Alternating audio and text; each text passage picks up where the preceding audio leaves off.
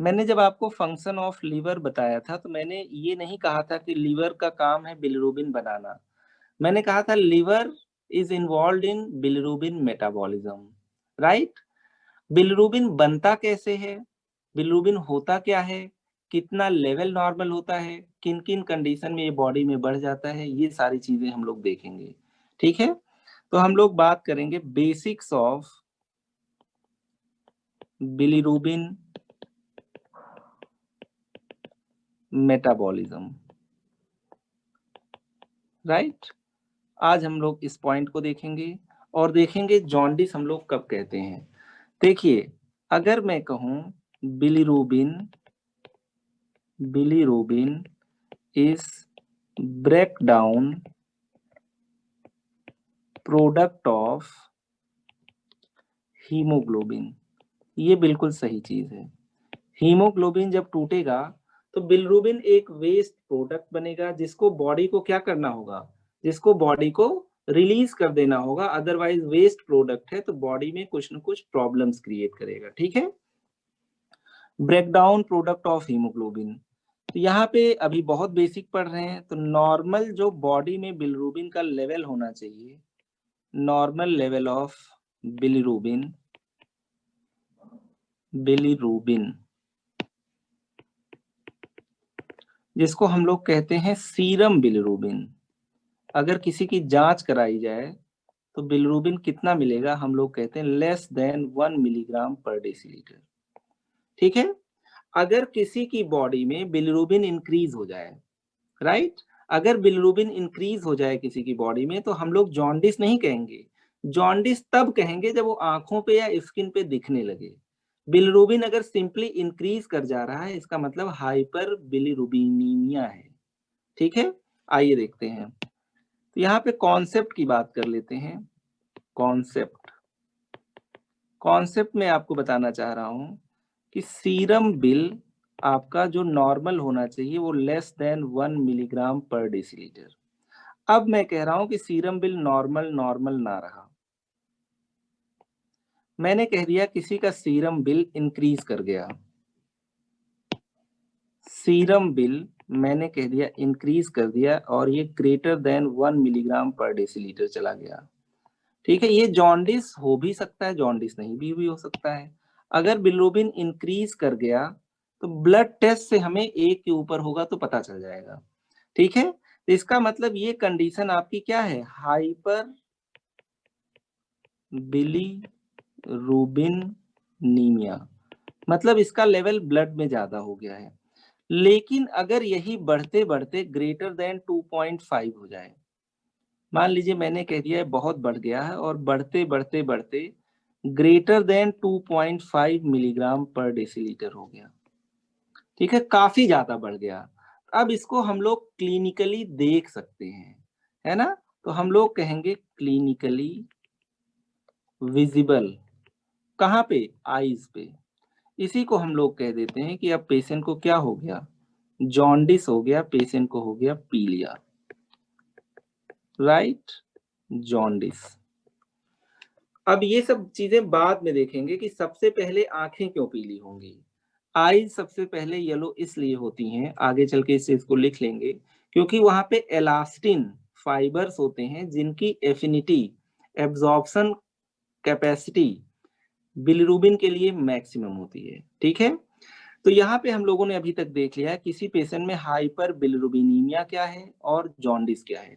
अगर वो चीज क्लिनिकली दिखने लगे, जैसे मान लो मैंने कह दिया मेरी बॉडी में यूरिया बढ़ गया है, तो यूरिया तो ऐसे मैं देख नहीं पाऊंगा, लेकिन अगर यूरिया इतना बढ़ जाए कि मैं बेहोश हो जाऊं तो इसका मतलब क्लिनिकली पता चल जाएगा आपको कि मेरी बॉडी में यूरीमिया है, मतलब यूरिमिक इनकेफेलोपैथी है, राइट।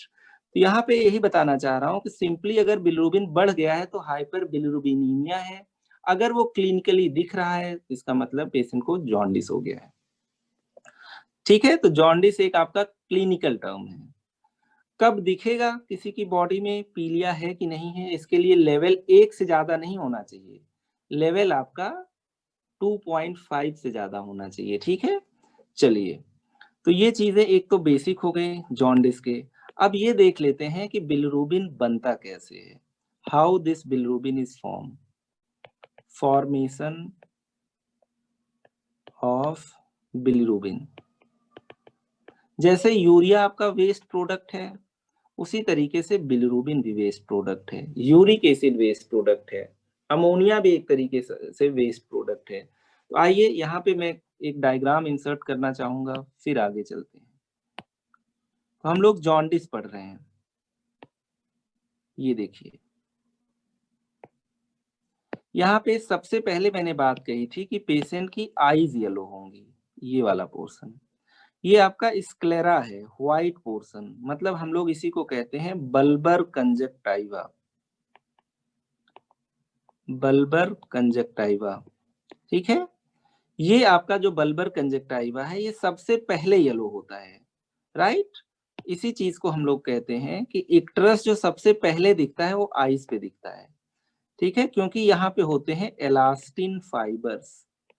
एलास्टिन फाइबर्स अट्रैक्ट करते हैं किसको, बिलिरुबिन को, ठीक है। उसके बाद आगे चल के आपकी स्किन भी येलो हो जाएगी, यूरिन भी येलो हो जाएगा, राइट। तो जब आप लोग किसी जॉन्डिस वाले पेशेंट की हिस्ट्री लेते हैं तो वो यही पेशेंट बताता है कि उसकी आईज येलो हुए, यूरिन येलो हुआ, उसके बाद पेशेंट की पूरी बॉडी येलो हो गई, ठीक है। नाम ही इसलिए इसका क्या रखा गया है, पीलिया, क्योंकि इंसान पीला हो जाता है, राइट। चलिए, तो काफी सिंपल सा हम लोग टॉपिक पढ़ रहे हैं, जॉन्डिस या इक्ट्रस। और आगे चलते हैं ताकि हम लोगों को ये पता चल जाए कि किस वजह से ये बॉडी में क्या बनता है, बिलिरुबिन। एक और डायग्राम देखते हैं, ये छोटा सा डायग्राम है, इसको यहाँ पे फिट कर देते हैं, ठीक है। देखिए कितने प्यारे प्यारे से मैंने आरबीसी बनाए हैं यहाँ पे, राइट। यहाँ पे मैं कह रहा हूँ पेशेंट की जो आरबीसीज हैं, इनका लाइफ स्पैन होता है, लाइफ स्पैन 100 से लेके 120 डेज। आप लोगों ने पढ़ा होगा कि आरबीसी लाइफ स्पैन कितना होता है, अप टू 3 मंथ। ये आरबीसी कभी ना कभी टूटेंगे, इनके अंदर होगा हीमोग्लोबिन, हीमोग्लोबिन टूटेगा तो इसमें से हीम निकलेगा और दूसरी चीज निकलेगी ग्लोबिन। ग्लोबिन प्रोटीन है, बॉडी इसको क्या करेगी, अपने स्टोरेज में स्टोर कर लेगी कि हाँ भाई प्रोटीन को बॉडी से बाहर नहीं जाने देंगे, ठीक है। हीम से आपका बिलिवर्डिन बनेगा और बिलिवर्डिन से आपका बिलिरुबिन बनेगा, और ये बिलिरुबिन ब्लड में बना है या स्प्लीन में बना हुआ है, इसको लिवर अपटेक कर लेता है कि भाई इसको बना तो दिए हो, बॉडी से बाहर इसको रिलीज भी करना है, राइट। तो रेटिकुलो एंडोथीलियल सिस्टम में पर्टिकुलरली बोन मैरो और स्प्लीन में जो ओल्ड आरबीसीज होते हैं उनको बॉडी डिस्ट्रॉय कर देता है, ठीक है, और उससे बनता है वेस्ट प्रोडक्ट आपका क्या, बिलिरुबिन, ठीक है। और जिसको लिवर जो है बाइल जूस के थ्रू निकालता है, और कुछ पोर्शन इसका यूरिन में भी निकलता है, स्टर्को और यूरोबिलिनोजन के फॉर्म में। तो कुल मिला के जो बिलिरुबिन है, this is and product of क्या, हीम मेटाबॉलिज्म। जब हीम टूटता है, आरबीसी टूटती है, हीमोग्लोबिन टूटता है, तो अंतिम में जो आपका वेस्ट प्रोडक्ट बनता है वो क्या बनता है, वो आपका बिलिरुबिन बनता है ना। तो it is formed by breakdown of RBCs. लिख लेते हैं, bilirubin is formed by RBC breakdown. जब आरबीसी ओल्ड हो जाते हैं तो उनका कोई काम नहीं रह जाता है, तो बॉडी का रेटिकुलो एंडोथीलियल सिस्टम क्या करता है, इन आरबीसीज को डिस्ट्रॉय कर देता है और इससे आपका वेस्ट प्रोडक्ट बनता है, दैट इज बिलिरुबिन। लेकिन सबसे पहले बिलिरुबिन नहीं बनता, यहाँ पे आपका और भी एंड प्रोडक्ट बनेगा, फिर जाके बिलिरुबिन बनेगा। आइए देखते हैं। तो पहले मैं एक हैंडमेड डायग्राम से बनाने की कोशिश करता हूँ, फिर उसके बाद एक्चुअल में देखा जाएगा इसको। तो यहाँ पे मैं कह रहा हूँ आरबीसी टूटा, आरबीसी ब्रेकडाउन, है ना। 3 महीने से ओल्ड आरबीसी हो जाएगी तो बॉडी का रेटिकुलो एंडोथीलियल सिस्टम जो कि स्प्लीन और बोन मैरो है, वहां पे आरबीसी टूट जाएगा। आरबीसी टूटेगा तो जाहिर सी बात है यहाँ से निकलेगा हीमोग्लोबिन। बॉडी को इस हीमोग्लोबिन को भी क्या करना है, कहीं ना कहीं ठिकाने लगाना है, राइट। हीमोग्लोबिन, हीम और ग्लोबिन, तो यहाँ पे हम लोग कहेंगे इसके 2 पार्ट हैं, एक ग्लोबिन, ये हीमोग्लोबिन है ना, haemoglobin made up of two things, haem and globin. Globin एक प्रोटीन है, ये बॉडी अपने प्रोटीन पूल में स्टोर कर लेगी, ठीक है, आगे चल के फिर उसको बॉडी को हीमोग्लोबिन बनाना है। अब यहाँ पे रेड, ये हीम का मेटाबॉलिज्म होगा और इसी से आपका क्या बनेगा, बिलिरुबिन। तो हीम से सबसे पहले बनता है क्या चीज, बिलीवर्डिन, बिलीवर्डिन, और बिलीवर्डिन से फिर आगे चल के बन जाता है बिलीरुबिन। ये येलो होता है तो इसको मैं येलो से लिखने की कोशिश करता हूं, दिस इज बिलीरुबिन, ठीक है। तो बिलीरुबिन एक्चुअल में एंड प्रोडक्ट है आपका हीम मेटाबॉलिज्म का, और इसको निकालना है हमें, तो इसको लिवर इसका अपटेक करेगा, इसको कॉन्जुगेट करेगा, इसको बाइल जूस में सिक्रीट करेगा, और कुछ स्टूल में निकल जाएगा, कुछ वापस से ब्लड में एब्जॉर्ब होके यूरिन में निकल जाएगा, ठीक है। यहाँ पे एक एंजाइम लगती है हीम ऑक्सीडेज, यहाँ पे एक एंजाइम लगेगी हीम ऑक्सीडेज, यहाँ पे एक एंजाइम लगती है हीम रिडक्टेज। तो कुल मिला के अभी तक लीवर कहीं नहीं आया, ठीक है। लीवर में बिलिरुबिन नहीं बनता है, ये बात याद रखना है। इसलिए अगर किसी में लीवर की डिजीज नहीं भी है तो भी बिलिरुबिन बढ़ सकता है। मान लीजिए मैंने कह दिया किसी में इंक्रीज्ड आरबीसी ब्रेकडाउन है, आरबीसी उसका ज्यादा ब्रेक हो रहा है, इंक्रीज आरबीसी ब्रेकडाउन। एग्जाम्पल मान लीजिए मलेरिया हो गया, उसको मलेरिया में हीमोलिसिस होगा, हीमोलिसिस ब्लड सेल जल्दी टूटती हैं, तो अगर हीमोलिसिस होगा तो हो सकता है ऐसे पेशेंट में क्या हो, बिलिरुबिन भी ज्यादा बन जाए, और बिलिरुबिन ज्यादा बन जाए तो मतलब पेशेंट को क्या हो जाए, जॉन्डिस हो जाए। तो ये मैं आपको बताना चाह रहा हूँ बेसिक्स में ही कि कभी कभी जॉन्डिस लीवर डिजीज के अलावा भी मिल सकता है। जैसे अगर आरबीसी ज्यादा टूटेगी, ज्यादा बिलिरुबिन बनेगा, ज्यादा बिलिरुबिन बनेगा तो ब्लड में उसका लेवल ज्यादा होगा और बॉडी येलो दिखेगी, राइट। चलिए, तो ये बेसिक है, लेकिन इसको मैंने इंटेंशनली ऐसे बनाया है। अब ये जो बिलिरुबिन है ये आएगा आपके किसके पास, लीवर के पास। किस कलर से बनाए, इससे बनाते हैं। ये आ जाएगा आपके पास, आपके लीवर के पास। अब लीवर से शुरू होती है बिलिरुबिन मेटाबॉलिज्म की कहानी। ये बिलिरुबिन आपका वाटर इनसॉल्युबल है, ठीक है, और इसके साथ कोई ग्लूकोरोनाइड का सब्सटेंस नहीं जुड़ा हुआ है। हम लोग इसी को कह देते हैं, अभी तक लीवर ने इसको कॉन्जुगेट नहीं किया है, अनकॉन्जुगेटेड बिलिरुबिन। हम लोग डिनोट करते हैं यूसीबी, याद रखिएगा ये बहुत इंपॉर्टेंट है। अनकॉन्जुगेटेड, जो बिलिरुबिन आपका ब्लड में बना है या लीवर के बाहर बना है, ये अनकॉन्जुगेटेड बिलिरुबिन है। लीवर इसी अनकॉन्जुगेटेड बिलिरुबिन को पकड़ेगा, लीवर के अंदर आया अनकॉन्जुगेटेड बिलिरुबिन, और लीवर ने यहाँ पे एक सब्सटेंस ऐड कर दिया ग्लूकोरोनाइड, ग्लूकोरोनाइड, और ये हो गया आपका कॉन्जुगेटेड बिलिरुबिन। ये कॉन्जुगेटेड बिलिरुबिन आपका वाटर सॉल्युबल है, और ये बाइल में एक्सक्रीट होगा, बाइल एक्सक्रीशन। बाइल के साथ लीवर इसको रिमूव करने की कोशिश करेगा, ठीक है।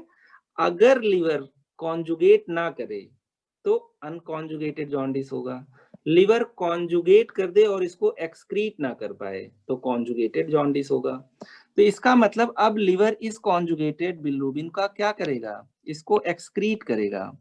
मान लीजिए मैंने कह दिया ये इसका बाइल डक्ट है, ये गॉल ब्लैडर है, ये कॉमन बाइल डक्ट है सीबीडी।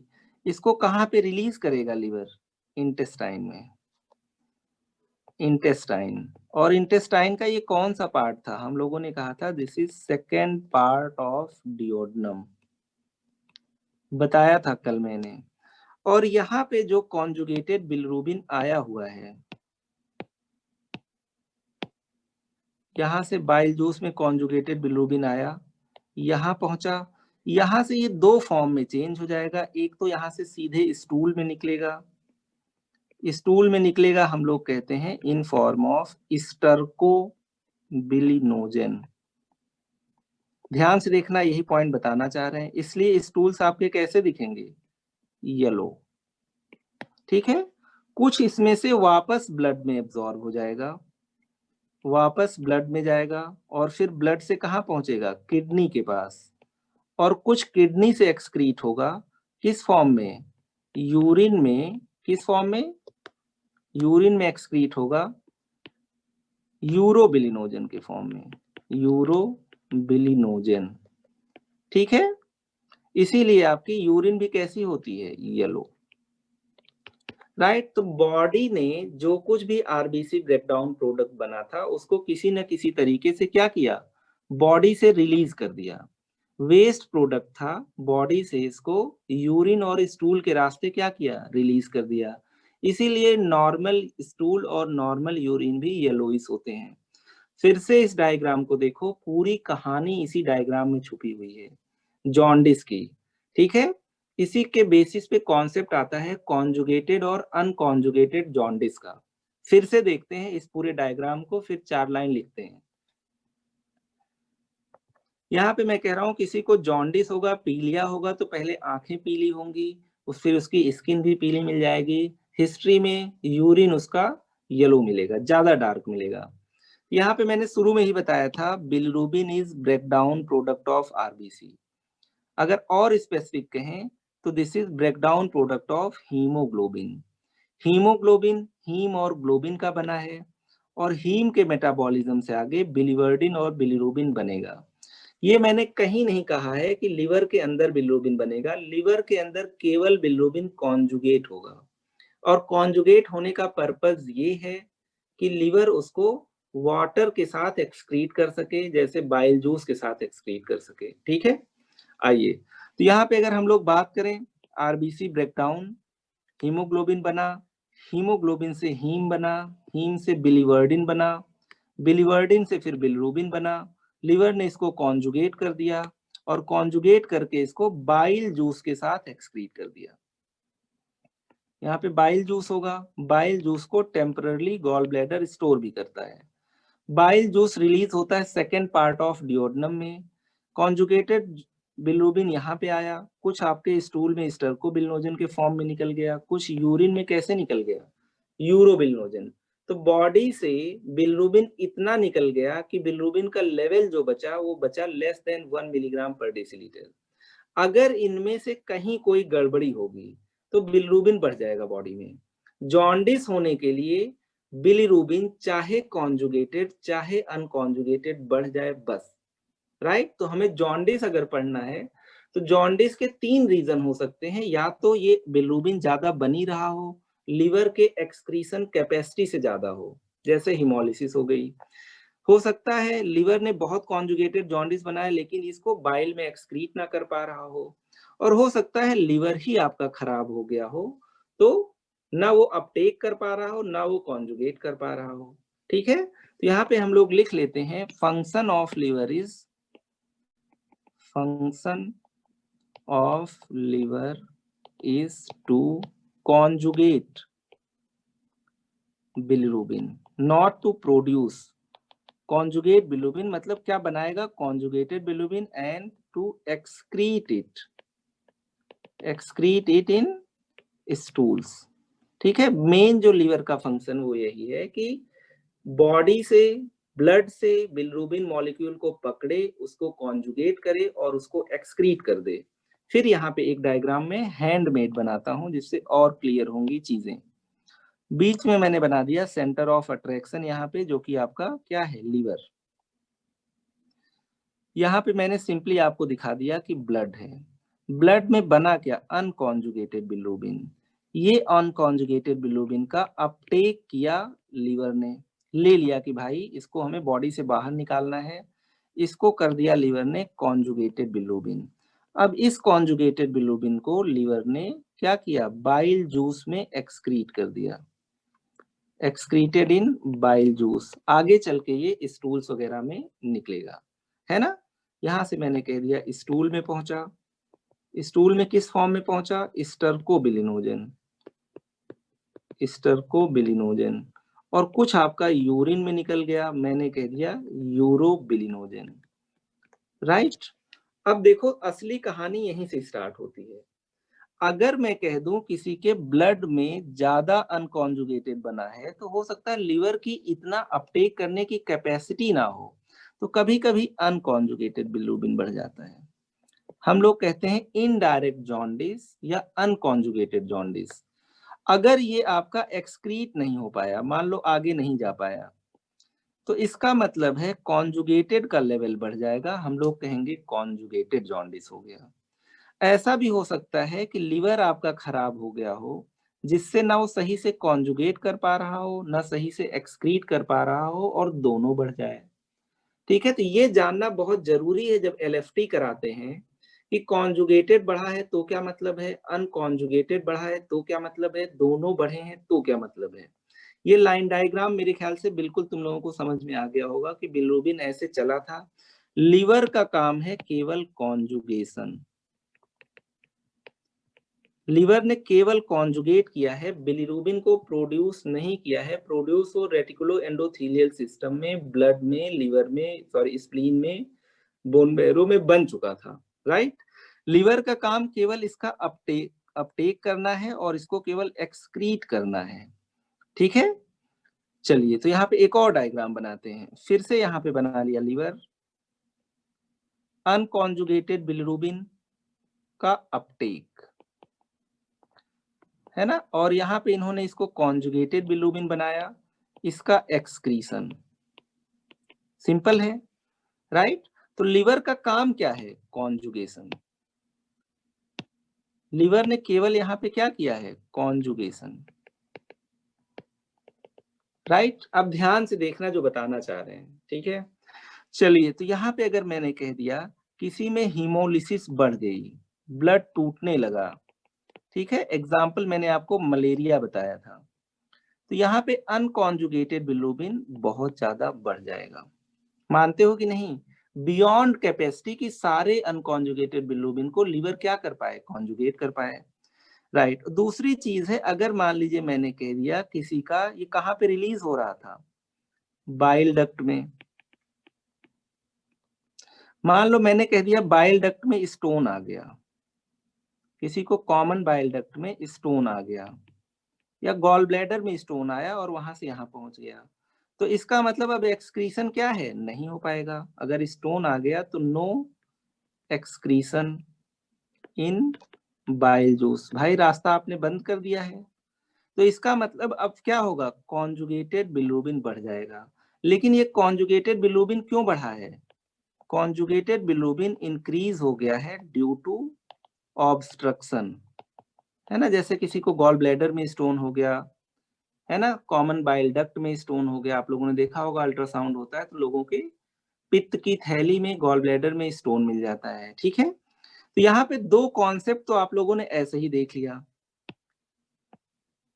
अभी मैं लिवर को छोड़ दे रहा हूं, ये लिवर है, अगर हीमोलिसिस हुआ ज्यादा तो अनकॉन्जुगेटेड बिलिरुबिन बढ़ जाएगा, है ना। इसको कुछ लिवर क्या करेगा, कॉन्जुगेट कर देगा, सबको कॉन्जुगेट नहीं कर पाएगा। अगर यहाँ पे ऑब्स्ट्रक्शन हुआ तो ये आपका बाहर नहीं जा पाएगा और पेशेंट में क्या बढ़ जाएगा, कॉन्जुगेटेड बिलिरुबिन बढ़ जाएगा, है ना। तो यहाँ पे हम लोगों ने देखा लिवर से पहले ही कुछ प्रॉब्लम थी, प्री हिपैटिक जॉन्डिस, और यहाँ पे लिवर के बाद ऑब्स्ट्रक्शन मिला, हम लोगों ने कह दिया पोस्ट हिपैटिक जॉन्डिस। अगर लिवर के अंदर कोई खराबी है यहाँ पे जिसकी वजह से जॉन्डिस हो रहा है, तो हम लोग कहेंगे हिपैटिक जॉन्डिस या हिपैटोसेल्यूलर जॉन्डिस। तो यहाँ पे आप लोगों ने देख लिया जॉन्डिस का लिवर से रिश्ता कितना है, जॉन्डिस का लिवर का रिश्ता अगर हिमोलिसिस ज्यादा नहीं है, ऑब्स्ट्रक्शन ज्यादा नहीं है, तभी है, अदरवाइज जॉन्डिस के और भी रीजंस हैं। यहाँ पे एक डायग्राम इंसर्ट करते हैं जिससे थोड़ा सा और बेहतर हो जाएगा, ये वाला, राइट। यहाँ पे मैं कह रहा हूँ किसी पेशेंट का जॉन्डिस क्लासिफाई करना चाह रहा हूँ यहाँ पे मेरा कहना है कि जॉन्डिस आपका पहला प्री हिपैटिक होगा, दूसरा हिपैटिक होगा, तीसरा पोस्ट हिपैटिक होगा। अगर किसी रीजन से ओवर प्रोडक्शन हुआ है अनकॉन्जुगेटेड बिलिरुबिन का, राइट, तो ऐसे केसेस में भी जॉन्डिस मिलेगा, क्योंकि लिवर की कैपेसिटी से बाहर है कि सारे अनकॉन्जुगेटेड को क्या करना, कॉन्जुगेट करना, हीमोलिसिस बढ़ गई है। अगर मान लीजिए मैंने कह दिया किसी को गॉल ब्लैडर में स्टोन है और स्टोन आते आते यहाँ फंस गया, चलिए हमने कह दिया stone in common bile duct, मतलब यहाँ पे ऑब्स्ट्रक्शन हो गया। यहाँ लिवर की तो कोई गलती है नहीं, ऑब्स्ट्रक्शन हो गया। लिवर के बाद कोई प्रॉब्लम हुई तो ये आपका हो गया तीसरा पोस्ट हिपैटिक। अगर मान लीजिए मैंने कह दिया लिवर में ही गड़बड़ी है, मान लीजिए मैंने कह दिया पेशेंट को हेपेटाइटिस हो गया, हेपेटाइटिस बी, इसका मतलब लिवर के अंदर सूजन है, ठीक है ना, ये प्री हिपैटिक है ना ये पोस्ट हिपैटिक है, ये हिपैटिक जॉन्डिस है या हिपैटोसेल्युलर जॉन्डिस है, ठीक है। तो यहाँ पे आपका कॉन्जुगेटेड भी बढ़ जाएगा और अनकॉन्जुगेटेड भी बढ़ जाएगा, इसका रीजन भी मैं आपको बताऊंगा। अगर केवल कॉन्जुगेटेड बिलिरुबिन बढ़ा है तो इसका मतलब बॉडी में ऑब्स्ट्रक्शन है, केवल अनकॉन्जुगेटेड बढ़ा है इसका मतलब हिमोलिसिस ज्यादा है। अगर जॉन्डिस किसी को हुआ है और दोनों टाइप की बिलिरुबिन बढ़ गई हैं, कॉन्जुगेटेड और अनकॉन्जुगेटेड, तब जाके वो लिवर की गलती है। तो जॉन्डिस को जब हम लोग क्लासिफाई करते हैं, क्लासिफिकेशन ऑफ जॉन्डिस, तो यहाँ पे बहुत इंपॉर्टेंट ये क्लासिफिकेशन है कि पहली चीज हो सकती है प्री हिपैटिक, मतलब लिवर की कोई गलती नहीं, इसकी बात डिटेल में भी करेंगे, पहले हम लोग कहेंगे प्री हिपैटिक। प्री हिपैटिक होगा, अभी जॉन्डिस उसका क्यों हो रहा है, हिमोलिसिस बढ़ गई है, और डिटेल में लेंगे। तो ऐसे केसेस में जब बिलिरुबिन का लेवल कराओगे तो केवल अनकॉन्जुगेटेड फ्रैक्शन बढ़ा होगा। दूसरी चीज मैं कह रहा हूँ हिपैटिक है या हिपैटोसेल्युलर है, एग्जाम्पल पेशेंट को हेपेटाइटिस हो गया, एलएफटी देखोगे केवल बिलिरुबिन बढ़ा होगा तो आप नहीं कह सकते हो कि लीवर खराब है। यहाँ पे आपका अनकॉन्जुगेटेड भी बढ़ा होगा क्योंकि अपटेक कम हो जाएगा और कॉन्जुगेट करके रिलीज नहीं कर पाएगा लीवर, वो भी बढ़ जाएगा। तीसरी चीज ये है पोस्ट हिपैटिक। पोस्ट हिपैटिक जैसे मान लीजिए मैंने कह दिया कि ऑब्स्ट्रक्शन हो गया बाइल फ्लो का, तो ऐसे केस में क्या होगा, केवल कॉन्जुगेटेड बिलिरुबिन बढ़ेगा क्योंकि लीवर ने ऑलरेडी कॉन्जुगेट कर दिया था। तो जब हम क्लासिफाई करते हैं जॉन्डिस का तो उसमें हमेशा हम लोग लीवर या हिपैटिक ऑरिजिन नहीं मानते हैं, प्री हिपैटिक हो सकता है, हिपैटिक हो सकता है, पोस्ट हिपैटिक हो सकता है। लीवर डिजीज केवल तब सस्पेक्ट करेंगे जब अनकॉन्जुगेटेड और कॉन्जुगेटेड दोनों बढ़ा हो। केवल कॉन्जुगेटेड बढ़ा होगा तो लिवर की गलती नहीं है, लिवर के बाद ऑब्स्ट्रक्शन है हिपैटोबिलियरी ट्री में। अनकॉन्जुगेटेड बढ़ा है तो हिपैटोबिलियरी ट्री की भी गलती नहीं है, गलती ये है कि आरबीसी ज्यादा बन रहे हैं और ज्यादा डिस्ट्रॉय हो रहे हैं। Chat section, basics of jaundice, is it clear? अभी ये खत्म नहीं हुआ है, अभी जितने भी टाइप ऑफ जॉन्डिस हैं सब फिर से पढ़ाए जाएंगे, hepatic, post hepatic, pre hepatic. जैसे मान लीजिए एक एग्जांपल दे देते हैं, किसी का सीरम बिलिरुबिन आपने कराया 10 मिलीग्राम पर डेसीलीटर आया, बेटा ये नॉर्मल है कि सही है? 10 मिलीग्राम ज्यादा है, 1 ही तक तो नॉर्मल था, 10 है। अगर मान लीजिए मैंने कह दिया कि इसमें अनकॉन्जुगेटेड 99.9% है, इसका मतलब लीवर खराब है कि कुछ और दिक्कत है, बताओ जल्दी बताना, टाइम खत्म हो प्री रहा है। हिपैटिक है सर। प्री हिपैटिक है, और अगर पेशेंट कह रहा है कि उसको बहुत तेज हाई ग्रेड फीवर और चिल्स आ रहे हैं, तो क्या मलेरिया हो सकता है कि नहीं? यस हो सकता है सर। वेरी नाइस, बहुत बढ़िया। तो यही मैं कहना चाह रहा हूँ, हम लोग लीवर पढ़ने जा रहे हैं, जॉन्डिस के नाम पे लीवर पे कूदना नहीं है, वो तभी होगा जब क्या, अनकॉन्जुगेटेड और कॉन्जुगेटेड दोनों बढ़ा। बढ़े हों, मतलब बिलिरुबिन का हर टाइप बढ़ा होगा तभी वो जॉन्डिस आपका लीवर की वजह से है। अदरवाइज चाहे गॉल ब्लैडर स्टोन की वजह से हो अगर कॉन्जुगेटेड बढ़ा है, या अगर अनकॉन्जुगेटेड बढ़ा है तो हिमोलिसिस की वजह से हो, चाहे मलेरिया हो गया हो, चाहे कोई ड्रग खा लिया हो उसने, चाहे उसको थैलेसीमिया हो, चाहे सिकल सेल एनीमिया हो। 100% क्लियर है? कल आप लोग जॉन्डिस का क्लासिफिकेशन पढ़ के मुझे बताओगे, ठीक है? सर हम लोग ग्रुप में पीडीएफ नहीं मिलती। यार तुम लोग पीडीएफ वहां से क्यों नहीं लेते हो? वहां से क्या- डाउनलोड। अच्छा, डाउनलोड जाएगी। करना चाहते हो आप लोग? हाँ सर। Yes sir. क्या यार, वहां से जिंदगी भर पढ़ सकते हो, डाउनलोड करने की जरूरत क्या है? सर हम उसको सेव कर लेकर रखते हैं ड्राइव पे। भी है सर वो काफी। चलिए ठीक है, हम ग्रुप में भेज दिया करेंगे, ठीक है। Okay sir. चलिए बेटा बाय, आज परफॉर्मेंस नहीं ले पाएंगे, थोड़ा पढ़ाने में ज्यादा मस्त हो गए, ठीक है। चलिए बाय, कल मिलते हैं आप लोगों से। See you guys, Thank you, take sir. Care, thank you, bye.